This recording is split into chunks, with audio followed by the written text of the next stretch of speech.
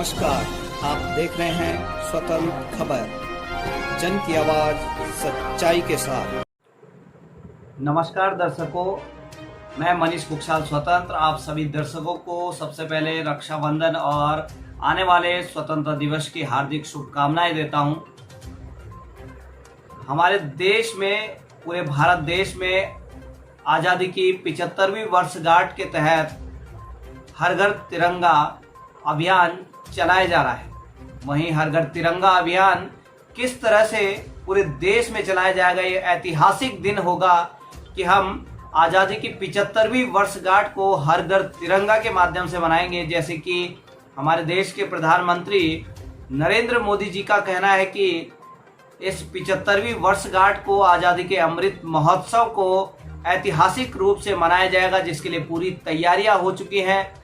शासन प्रशासन से लेकर प्रत्येक आम व्यक्ति, एक भारतीय नागरिक आज़ादी की 75वीं वर्षगांठ मनाने के लिए उत्सुक दिखाई दे रहा है। वहीं जन जागरूकता रैली के माध्यम से लगातार हर घर तिरंगा अभियान को सफल बनाने के लिए जन जागरूकता रैली चलाई जा रही है।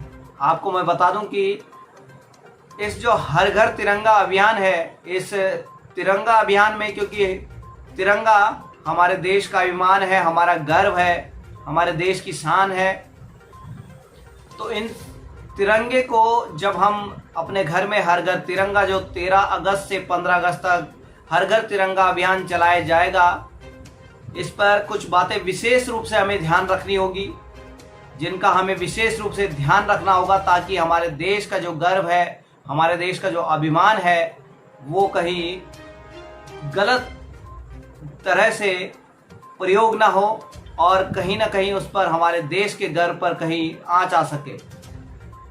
इससे पहले मैं आपको तिरंगे के बारे में जानकारी देना चाहूँगा कि तिरंगे का निर्माण कब हुआ, क्या निर्माण हुआ, क्या तिरंगे का अस्तित्व है, क्या तिरंगे में जो रंग हैं उनका क्या महत्व है, किस चीज़ को सोच करके ये तिरंगा बनाया गया था। तो मैं आपको बता दूं कि 1921 में तिरंगे का निर्माण किया गया और हमारे देश के पिंगली वेंकैया द्वारा इस तिरंगे का निर्माण किया गया। उनके द्वारा 1916 से 1921 तक 30 देश के झंडों का अध्ययन किया गया और अध्ययन के बाद पिंगली वेंकैया द्वारा तिरंगे को रूप दिया गया। तिरंगे को राष्ट्रीय ध्वज के रूप में उन्होंने तिरंगे को बनाया और तीन रंग है, मैं आपको बता दूं, केसरिया, सफ़ेद और हरा। उसके बीच में 24 तिल्लियों का अशोक चक्र है, जिन्हें मानवीय गुण धर्मों से जोड़ा जाता है। 24 धर्मों का जो मिलन है, 24 मानव के जो गुण हैं उनको जोड़ा जाता है अशोक चक्र से, कि ये सारे मानवीय गुण एक साथ एकत्रित होकर के एक ऊर्जा बनते हैं। अशोक चक्र को इससे जोड़ा जाता है। वहीं केसरिया रंग की अगर मैं बात करूं, केसरिया रंग त्याग और बलिदान का प्रतीक है। हमें पता है कि हम जब आज़ाद हुए, इससे पहले हमारे कई वीर सेनानियों ने अपनी प्राणों की आहुति दी, हमारे माताओं ने त्याग किया, अपने बेटों का बलिदान हुआ। त्याग और बलिदान का प्रतीक है केसरिया रंग। वहीं अगर बात की जाए सफ़ेद रंग की, सफ़ेद रंग शांति का प्रतीक माना जाता है, एकता का प्रतीक माना जाता है, सच्चाई का प्रतीक माना जाता है, शांति का प्रतीक सफ़ेद रंग। वहीं हरा रंग खुशहाली, भारत में खुशहाली किस तरह से लाया जाए, विश्वास का प्रतीक है, उर्वरकता का प्रतीक है हरा रंग। इन तीन रंगों से मिलकर तिरंगा बना है।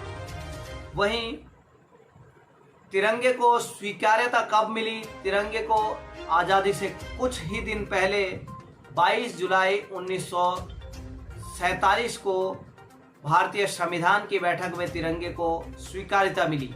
उसके बाद तिरंगा राष्ट्रीय ध्वज घोषित किया गया। तिरंगे की अलग पहचान मैंने आपको बताई कि तीन रंगों में किस तरह से तिरंगे को दर्शाया गया है। वहीं अगर बात की जाए राष्ट्रीय ध्वज गीत की, शायद बहुत कम लोग जानते होंगे, सभी लोग राष्ट्रगीत, वंदे मातरम और राष्ट्रगान जन गण मन अधिनायक जय है, इसी को शायद सब लोग जानते होंगे। ध्वज गीत के बारे में बहुत कम लोगों को जानकारी होगी कि हमारा झंडा गीत, हमारा ध्वज गीत क्या है। मैं आपको बता दूं, विजयी विश्व तिरंगा प्यारा, झंडा ऊंचा रहे हमारा। ये हमारी जो कविता है, जब हमारा पुराना पाठ्यक्रम था हमें ये ध्वज गीत सिखाया जाता था, लेकिन अब शायद पाठ्यक्रमों से ध्वज गीत कहीं दूर छिटक गया है। लेकिन आपको मैं याद दिला दूं कि हमारा ध्वज गीत विजयी विश्व तिरंगा प्यारा, झंडा ऊंचा रहे हमारा, ये हमारा ध्वज गीत है। इस ध्वज गीत को आज़ादी के आंदोलन में भी गाया गया था। 1938 में कांग्रेस अधिवेशन में इस ध्वज गीत को स्वीकार्यता मिली थी और इस ध्वज गीत से 1938 के बाद 1947 तक इस ध्वज गीत से जो वीर सेनानी थे, हमारे जो क्रांतिकारी थे, उनमें ऊर्जा भरने का कार्य ये ध्वज गीत करता था। इस ध्वज गीत के रचयिता मैं आपको बता दूं कि किस व्यक्ति ने इस ध्वज गीत को लिखा है। श्यामलाल गुप्त पार्षद, उनके द्वारा इस ध्वज गीत का निर्माण किया गया, इस ध्वज गीत को बनाया गया और पूरे आज़ादी के आंदोलन में इस ध्वज गीत को गाया गया। वहीं अब हम बात करेंगे कि हर घर तिरंगा अभियान पूरे भारतवर्ष में 13 से 15 अगस्त तक हर घर तिरंगा, हर घरों में तिरंगा लगना है। हमारा आज़ादी का 75वीं वर्षगांठ है, क्यों ना हम इसे धूमधाम से मनाएं, एक ऐतिहासिक रूप से मनाएं, हमारा अधिकार है।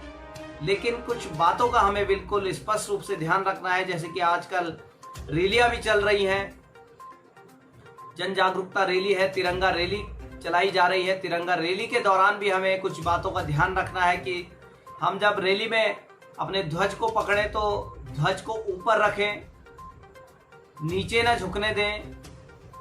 उसके बाद रैली खत्म होने के उपरांत उस ध्वज को इधर उधर न छोड़ें, जमीन पर न रखें, ध्वज को उतार कर सम्मान सहित किसी सुरक्षित स्थान पर हम उसको रख दें।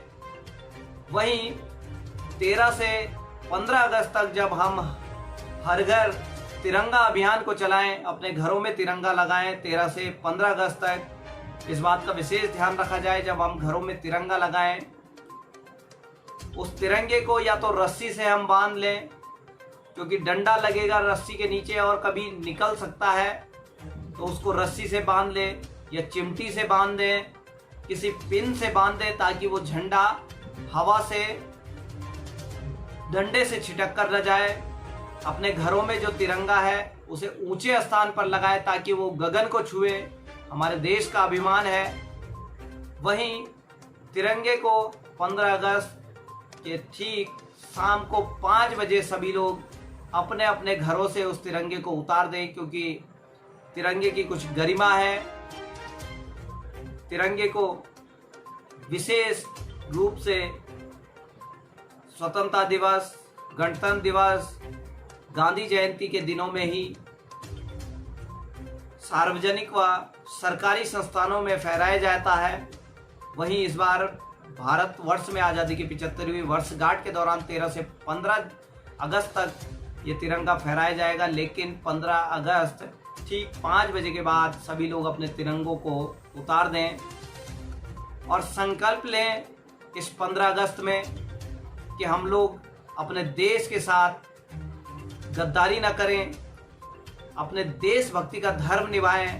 तो कैसे हम अपने देशभक्ति का धर्म निभा सकते हैं? अपने कर्तव्यों का निर्वहन करें। जो भी आपके कर्तव्य है, जो भी आपके काम है, उसको निष्ठापूर्वक करें, सच्चाई के साथ करें, भ्रष्टाचार को छोड़ दें, लूट खसूट को छोड़ दें।